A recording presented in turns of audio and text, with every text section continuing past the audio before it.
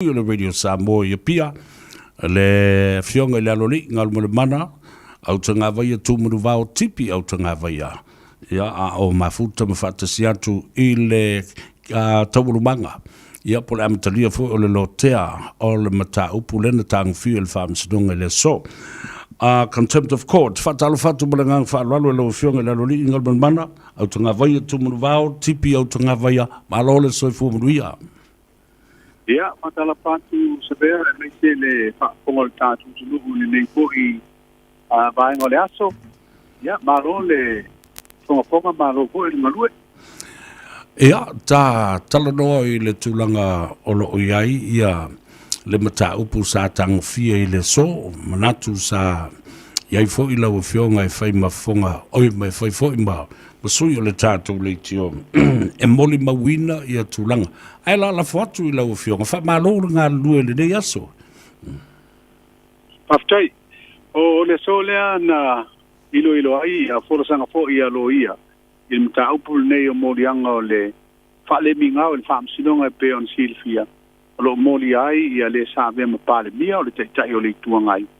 O le sui teitai o le vaenga pa upufai e puipuia i a tau tangata, o stasio sui fai pule o le pati fa upufai. Ia, manisi fo i o lo moli ai e pe o le sāwea ma whongapitalai o le pale mene, o le sāwea ma loia sili, o le sāwea ma whailau tusi o le ofisio le whono au whaitu la whono. Ia, whape fo i se tamaita i lo ia. Ia, atoi ma se ali whaasara lau. O lea lau o whatoa mai, alawa ia tau al manga fo i al whaamsinonga, na whaatau teia mai lunga o pso te inga fo i televavave le video link. Whaapenao na tau aveina e whaamsino e to'lua, to tasi me Australia, e mal to tasi me Nusila.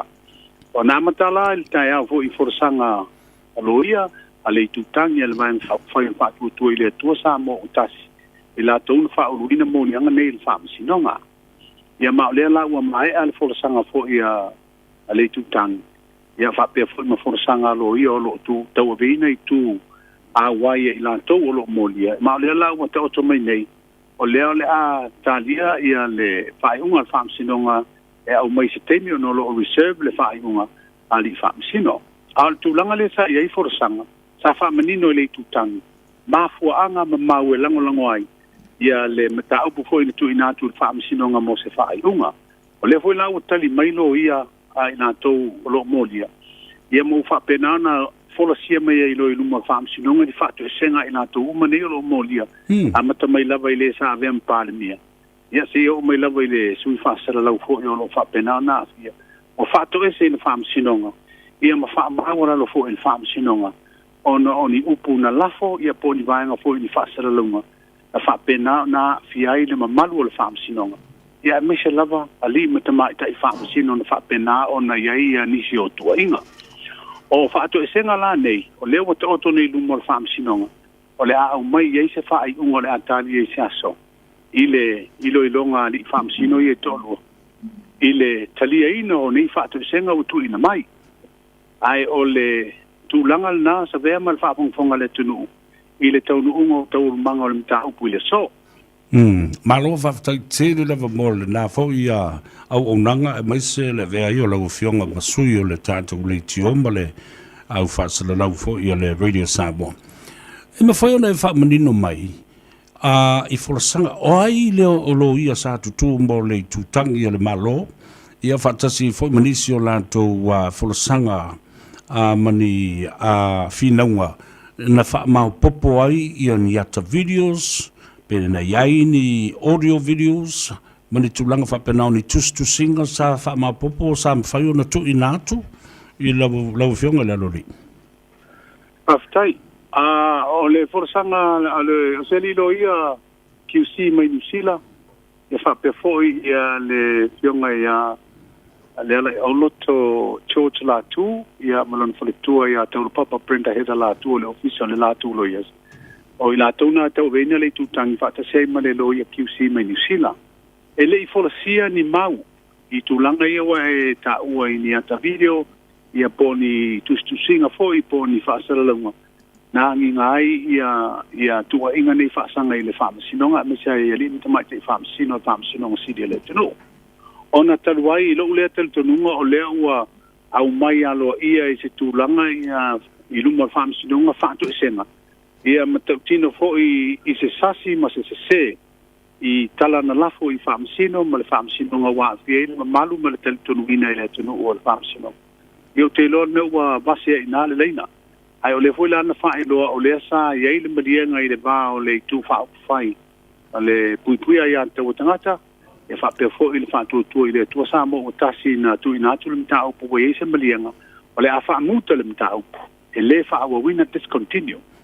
O le mta upu lana discontinue. I o le foi sa whapea nao na whipurisa ai. Whaala au ma mawha iai whina ngalo whaamsino ma whisingi iai lo I le tūlanga le discontinue. O le ala manino wa umana sainia le marienga le vāwainga whaupu whai tai. E whaamutai le mta upu nei. E le whaawawina. Ia ai o leo te iloa. Na tu ina atu le mta upu le marienga I nisio tau manga sa whapena fo ona papuipui ai le tātou ngā ruenga sa vea le whaina awai ma le tātou o tino. A le la ua iloa tu mei. O le sa ele Italia e whaamsino ia le tūlanga na tu ina atu ai le marienga le whaamuta ma awane I whaawawini. Ona I fo I vaenga o le tūla fono lo sisila ia le whaamsino ngai ao na tiro iai po le al tūlanga I tau na whatino. O le ala ua au mai la whātu esenga nei. A tonu o nisi o vaenga o le aia inga o le marienga. E whātu ese I la tōku mōria I whaamsino. Ia ona lafo le I o pito la awarima a whaamsino. E sila la tō iai. Ia ma au mai ei la se whaiunga o leu teiloa. E le whaiunga le la au mai. A tonu le aia ima se polo inga. I le tūlanga e whaatino ai. Le whaatino ina aloa I o whātu esenga nei. I le whaamsinonga. Ia male atunu o atoa. Malo whaafitele. O le fōlinga mai o tō toi panga ia lea fōi manta upu. Ai, awa o le tō sea mai I New Zealand ia le fionga I le sa avema te tai fōi o le atunu ma o le te tai fōi le nao le tua ngai. Sa mawhai ona sao no atu le sunga tu le epa I le video link I sana muri mau mai New Zealand Whaftai, ia, o le vaenga le nasa awai ia le sunga tu I le tau mangal whaamsinonga ia la le iso ta inga I le video link. Sa ua tau whae wiku fōi ia le tau mangal mta au. Sa si ilo na au fōi e fia paiso na fina ngalo fōi tau mangal whaamsinonga. O le lana tolo e lo moris 5 minute. Ai whautua ina le whaamsino ia le lo ia fōi o lo tūla I mo tu le pa. Tala noa iai po le ase mta au polo fia tala no ai. Ina ua toi tau wafia la. Ia, le talia le whaamsinonga le whaio se awa noa hoi nei e sao noa sao mai ai le sunga tu le pa iluma le whaamsinonga I lona fina ngalo. Ila na whaafitai I le whaamsinonga le tūlanga le uta oto mai ai ua le a whaamuta. Ia mta aupu. Ai ua manatu whaamsinonga. O le ua whaelo mai le lo ia o le vaenga le nasa fia sao noa ia. Pauna o tūlanga lewa manino nei o lewa au mai luma le whaamsinonga. Ai le talia le whaamsinonga le whaio so na whina ngalo I luma le whaamsinonga. O nei wawai fo isi te mali fo I mwhaila au mwha tua o tua I mta upu nei. O lo o iei alato lo I whai mo lato sui. Ai ei ni me fo I nei whina ngalo ai e forasia I luma le whaamsinonga. Ia au alato le lo ia tusa lava o ala o tūlanga masani le whaatinonga o ngaruanga le whaamsinonga. Malo whaatai alona winga la ele ai seiso I la tau na tutu la I tai tō tasi e tō lau sana ia whaato e senga tustusia wana o le lo ia sa tau au whaia umalangona male whaato e senga lea tustusia a I la tau umanei. Ia o le tūlanga na e peona e sao nosa pēr. O lo ia lava lo tō veina ia tūlanga po I la tau o lo molia. Sa la tau whaeloa ia le whaato senga ia suite tasi o lo molia I lumo le whaamsinonga. Ia le la ta oto e peona o whaeto le talia nei la le whaeonga. Le au mai ia ni ia inga fo I o le whaatinonga o le tūlanga le I vaenga aloa ia. I nei whapenana la ia al te mina nei nā tu ina atu o whaato senga nei. Ia le atati e le whaamsinonga I le talia te ena. Ia a fo I talia. Ia ona au mai le la tau po ani ia inga e whaatino e whaato senga I tūlanga aloa ia. O le asa u whaalongolongo atu I le tauna ia male awala sa sauwa I le whaato e senga di upu mani manatu mani langona tu o lalo o le whaasifo fo i lea e se tūlanga alo ia po o le i lau whaalongolongo lea pe a whai na e whaalongolongo tō lau umba ia ma lau a tō le whaato e sanga tustusia. Ia, whaftai. Ia, e pe o le brief pe wha pu fo il nei ma oto mai e lido ia tūlanga fo i whaato e senga nei. Ai le au mai e se tūlanga fo i le ala tele i le tūlanga i le loto. Ia. I fua i ai le mamafo ni upuna lafo i au ni whaasalonga fo i nga whapena na nginga i tua inga whaasanga i le whaamsinonga ma whaamsino. O te iloa la. O le anana whaailoa o whaato ese, e langona fo i le sao ia la fonga matua inga ai o le a ta oto mai se ai inga le fai unga le famsinong e se a wala lo ia fa la witele ai le fatino ino fatu senga nei o le aso tunga o le fionga le lo li ini au lape o le fata oto mai ai ni ai inga malo losi se polo inga ina ia au nei toi tupu le mea nei e fuafua nga i fo i la i le mta upo palota fo i ana toi ave itua wa ave itua ai le i family ina le ngona o le whaamsinonga e wha wau me nei a wa e toi tupu foi mole anga i lumana i wātula o fionga le lori ia atonu o le bala le te sauno ai le ave itua o nisi o mta upo foi nei o tangi tau palot e isi ona e senga ma mta upo le ale anga o mori anga o contempt ia pol whaale mi ngao le whaamsinonga Mali. Ai o la eta o tofu ia au wala whaatino ina vai ngai whamsinonga o mta upo palo. A mta upo a lea o le whaale mingao. Ia po le contempt. Ia o lea o ta oto mai o leo whaatu ese uma i la tauni o moria. Ia e tatu tali ia sa vema le whaafonga le tunu po le whae unga le au mai ei mai e inga. Whaafetei tele lava. E sisi vaenga nei pa uia te au e tā tele i tau mawai o leo ma nei e le whaalongolongo i ama tu atu fo e whailau taupito la au e whaalongolongo ai ma toi li poti mai se teimi o mua i lau o fionga. Ia o le sa au e uma i la tau fo i alo o tua ia ma molia i tau on manga i le so se i banga nā le sa ave mwhangapitala i ele a wai. O nei fui baenga i o silsila i le whamsinonga i ua mai ona swala pule i tu molo awai. O lo o whape mai e se teimi i ona o mai le tonu le whai unga le tūlanga lea. Ai sa awai na hui sa awai mai le sunga tui le pai yalo so teinga e le whaafonga po i forasanga tūlanga sa whanga soroita o le manga o le mta upu. E isi vaenga lai titi ale o to e fia fasilia i ama tawalunga ili tātaluanga. Wātula o whiunga lelo le ona o le mata upu lea. Le foi sa nginga ai whapea sa iei tangata sa langolongo ina ia le tū le malo ia whapea foi le whatutua i le tua Samoa o tasi ma whapea awa lava nei tu ua le mata upu le nei pe whaale lei pe toi au mai i tua ma whaasolomuri i tua ai ia whaau au pēle whaamsinonga ale whaia ia ua pe ua sa ia i lātou ai o lea na sau no manino le fionga le teitoi fono le lauli al mali atoa ia toa le tai ma fifi mali e ai le taimi o le atua o le toa fafo i le fionga le tamai tai pale mia mala na kapeneta ma le whainga malo o tu nei o le me te tau na whai e te tau fo na lolo i ai ia le tapo inga ai la tua langolango ina le whainga malo fau o tu lai mai. Aftai.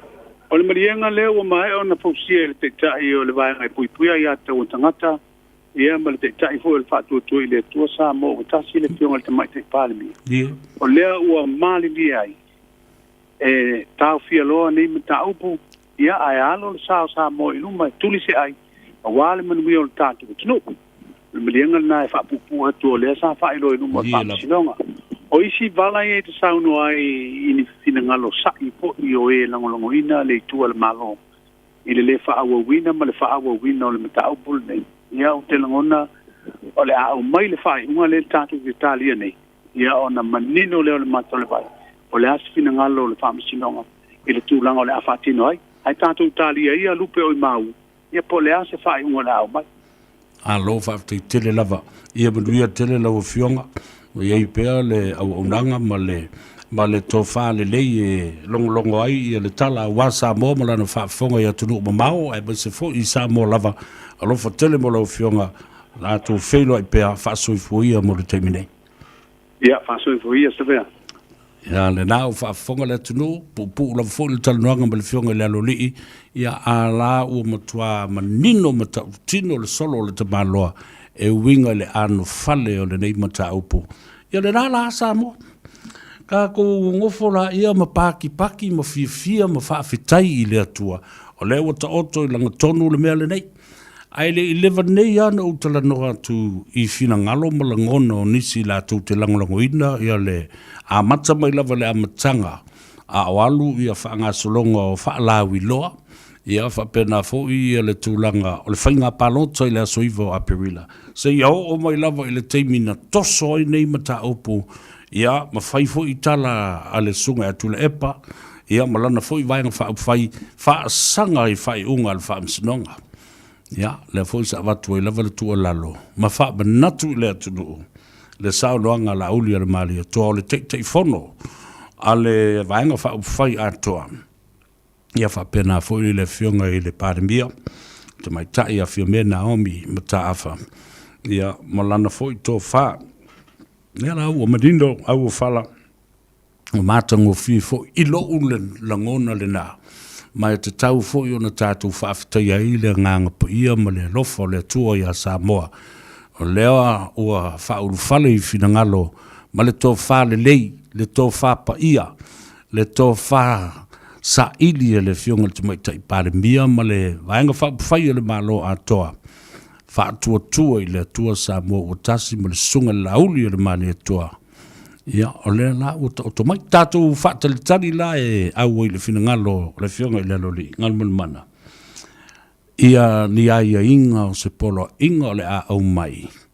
Ina ia mawhai o na avea mata iala, ma lima ta i nai i la tau, ma nisi fo i le rumanai, la tau te toe lafo, ni upu whaapea i le whainga malo. Ia po le vaenga fo i o le whaamsinonga i le lumana. Ia, wanti la ia. Ia, o le harale si mea la kakoe. Wa te tau loa o na tuu loa le malo e se e lo na safu lau. Ia, e so ia tātou te tau ai maa, makau ai maa, pēr makau ai maa. O le a makua ma mawhai le kanga maa. Ia ai le ngoto i le sao le atunu. E popoko vo la wa akau e kuma e ko kau ai mai fo e le malo ma ai. Ia ma malo rosi ia ma la malo rosi. Ia tātou alu ia i luma. Tātou talo sia fo i le ngasa o le sunga tu le epa molo na soifua la le lei. Ia mato e taliu i Samoa wha wau le ngā ruenga. Ia malana au nanga. Ina ia aua. Awana mele whaalongo tunei i le tele o tala malo fo i tala tununga le nā. Pēana whape whaua pēa, ia nei a whewesi a inga ma whelauto wai ma tulang whapena. O lea, o sila fia, ma sila i le tunu. Le sila whaamsidonga ma tau tia le tulai mai nei, o le suenga la lea. Le vaenga o le komiti susu e whaapitoa o le palemene. E winga i tula fono, ma pili e tolu. O le matanga luenga o le whaamsinonga. Lua fe lusful. Ala tātou tilo matalia fo na vai